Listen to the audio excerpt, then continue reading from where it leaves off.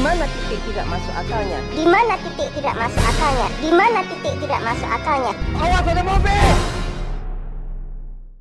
Film kesayangan emak kalian ini terkecuali mak saya dibuka dengan sebuah kejadian 10 tahun sebelum terbentuknya Wakanda, di mana saat itu ada seorang bapak sambil menandan becak turbonya untuk nyamperin anaknya yang sedang bergibah soal mabar FF semalam. Namun sang ayah yang baru pulang kerja bukannya membawakan voucher game untuk anaknya, tapi ia malah membawakan sebuah mainan truk. Nggak tahu, males pengen beli truk.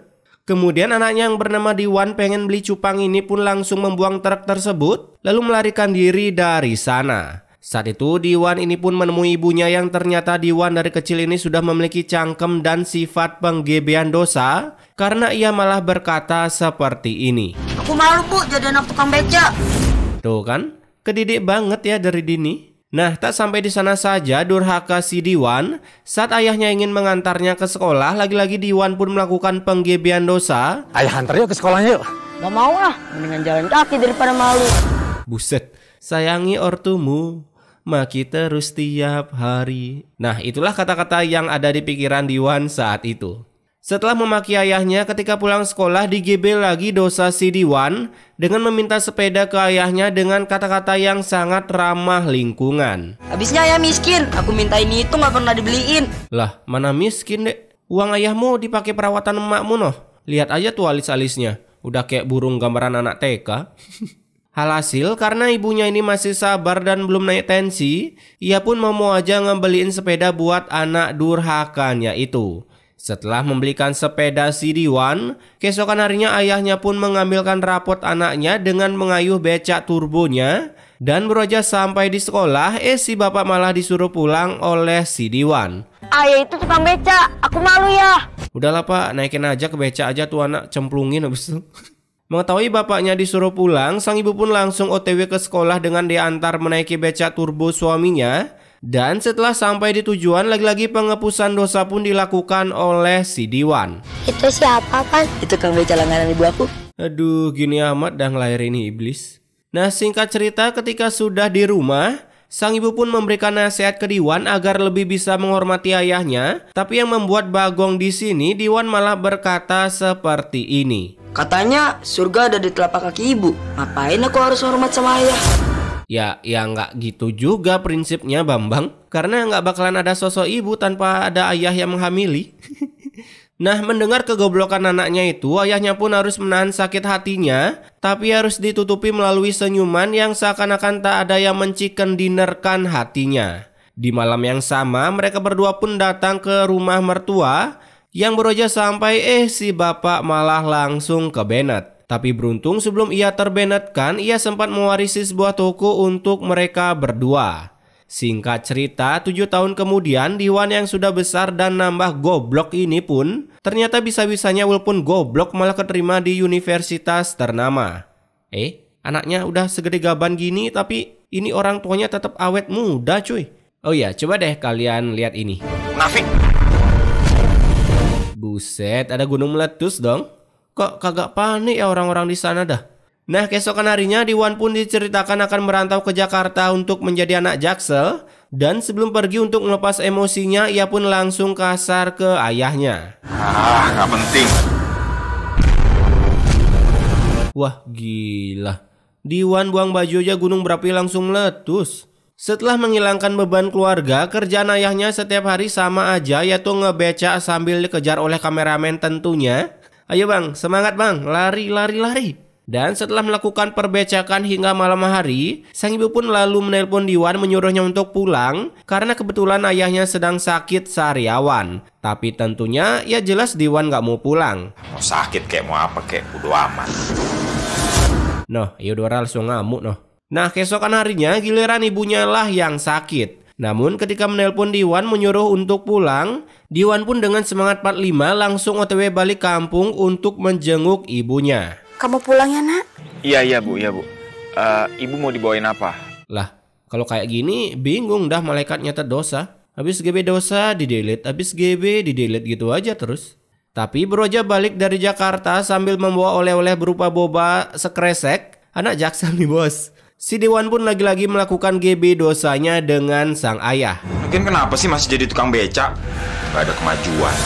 Emang cocoknya nih anak nggak ketemu bapaknya dah. Nah, singkat cerita, 3 tahun kemudian setelah Diwan tamat kuliah, ia pun pulang sambil membawa dedemenannya bernama Rika yang langsung mengenalkannya ke ibunya. Tapi baru si Rika tahu bahwa ayah Diwan bekerja sebagai becak turbo, buset gaya bet nih cewek. Rika pun langsung memutuskan si Diwan. Kita putus. Ayahku itu orang terpandang, Pan. Masa orang terpandang jalan kaki? Saai lu Rika. Dan karena kesal baru aja pacaran 1 jam udah putus, Diwan pun langsung memaki-maki bapaknya dengan berbagai kata-kata kebun binatang. Anjing tai. Setelah permakian itu, Diwan pun memutuskan untuk keluar beli ekstra jos susu di warung Teh Yuli. Namun saat di jalan ia pun tak sengaja menabrak teman SMA-nya bernama Mia tanpa kali. Dari dulu kan sebenarnya aku suka merhatiin kamu. Yalah beroja putus Wan, udah strike lagi nih orang. Alhasil 1 bulan kemudian mereka pun pacaran dan ingin menikah. Tapi lagi-lagi hubungan ini harus kandas karena kehadiran ayah Diwan dengan becak turbonya. Saya ayahnya Irfan. Kita lupain aja hubungan kita. Aneh, emang kenapa sih kalau bapak tukang becak? Lagian yang nafkahin kan suami lu goblok, bukan mertua lu. Nah, ketika waktunya akan makan malam, ibunya pun menyuruh Diwan mencari kerja daripada jadi beban keluarga seumur hidup. Dan tentunya Diwan pun melakukan itu asal dibelikan motor racing.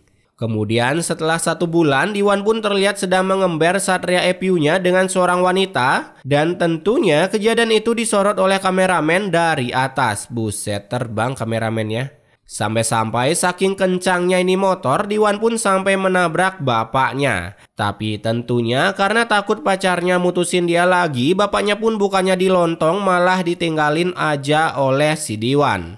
Saat itu beruntung figuran yang diberi otak ini langsung membawa bapak Diwan ke rumah sakit. Dan sang dokter kematian pun muncul, di mana dokter ini pun tertumben banget bilang nggak dibenetkan, melainkan mengatakan bahwa kaki bapak Diwan itu patah. Nah, setelah berhasil mengkelabui bapaknya yang seorang becak, Diwan pun berpikir kalau ia tak akan diputusin oleh pacarnya, namun ternyata kenyataan ya tak sesuai realita. Di mana pacarnya ini tetap saja mutusin Diwan, tapi kali ini alasannya karena Diwan memiliki hati seorang dajal. Aku pengen kita putus. Buset, emang serba salah ya Diwan. Alhasil karena merasa dirinya sial terus, di malam harinya Diwan pun membawa kabur becak bapaknya untuk dibuang di Palung Mariana. Setelah membuang becak tersebut, keesokan harinya Diwan pun bersama temannya melakukan jual beli tanah warisan yang kata temannya itu adalah satu-satu pekerjaan yang bisa cepat kaya. Tapi sayangnya beberapa hari kemudian datanglah para polisi ke rumah si Diwan tanpa mengucapkan halo dek. Mereka pun langsung menangkap si Diwan, namun lagi-lagi ayahnya bertindak dengan berpura-pura bahwa ialah dalang dibalik semua ini. Tangkap aja ayah saya, karena ayah saya yang nyuruh saya selama ini. Silakan tangkap saya. Ikut kami ke kantor. Ketika malam harinya, Diwan yang awalnya merasa senang, tiba-tiba muncul ulti Eudora yang langsung membakar area sekitar sana, termasuk Diwan di dalamnya. Wih, real banget guys. Iyalah, ternyata mimpi. Ini kenapa? Kena genjutsu kah? Kala itu Diwan diceritakan terkena genjutsu karena hanya ialah yang bisa melihat api dari Uchiha Yanto itu, sedangkan ibunya enggak. Sampai-sampai ketika dibawa ke rumah sakit, Diwan tetap saja melihat api-api green screen itu, dan hasilnya ia pun malah kabur dari RS, tapi tetap saja ia melihat di mana-mana ada api. Supra bapak siapa tuh weh? Saat itu Diwan pun tetap saja lari seperti orang gila sambil teriak ada api Uchiha. Wih, real banget. Lihat tuh kirinya kebakar api. Udah kayak mobil di GTA PS2 lagi kebakarnya cuy. Burik kali lagi kayak PS2. Setelah sekian lama teriak ada api, Diwan pun kemudian kejatuhan sarang lebah yang langsung mengkeroyoknya. Hingga sebuah tombak Moskov juga jatuh menyetunnya sampai berabad-abad. Astagfirullahaladzim. Ya, muncul ulti dong. Bisa-bisanya ya angin tornado ini figuran malah diem santuy. Gila. Alhasil karena stun Moskov yang kelamaan itu, Diwan pun akhirnya memutuskan untuk pingsan sementara waktu. Kemudian mengetahui anaknya terkena stun, ibunya pun berusaha meminta bantuan untuk menghilangkan stun itu dan membawa Diwan ke rumah sakit. Dimana ketika di rumah sakit, Diwan tak sengaja jatuh dari kasur hingga kepalanya kegedik lantai dan membuat ia harus terbenatkan. Ingat guys kata-kata gue, jangan kegedik lantai atau beton. Maaf Bu, anak ibu sudah meninggal. Kan meninggoy kan? Nah ketika Diwan akan dimandikan, tiba-tiba air di sana mengering seperti dompet kalian yang kebanyakan top up diamond.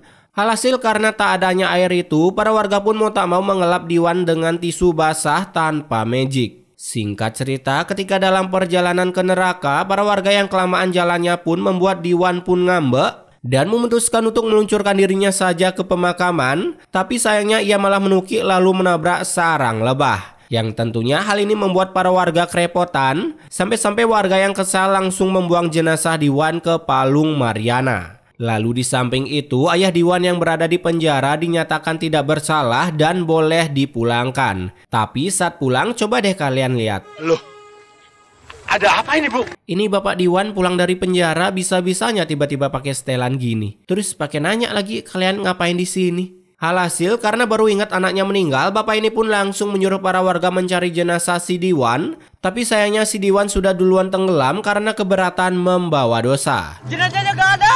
Oke, pesan immortalnya di sini, jika kalian punya gejala suka GB dosa sejak dini, seperti mengeluarkan kata-kata kebun binatang ke orang tua, nabrak orang tua, buset gabut bet dah nabrak orang tua, atau apalah itu, maka jika kalian belum juga bertobat sampai sekarang, dapat dipastikan saat akan di giveaway ke neraka, jenazah kalian kemungkinan tak akan bisa diangkat. Karena ya keberatan membawa dosa. Apalagi kalau sampai nyebur ke sungai, wah udahlah mati 2 kali kalian.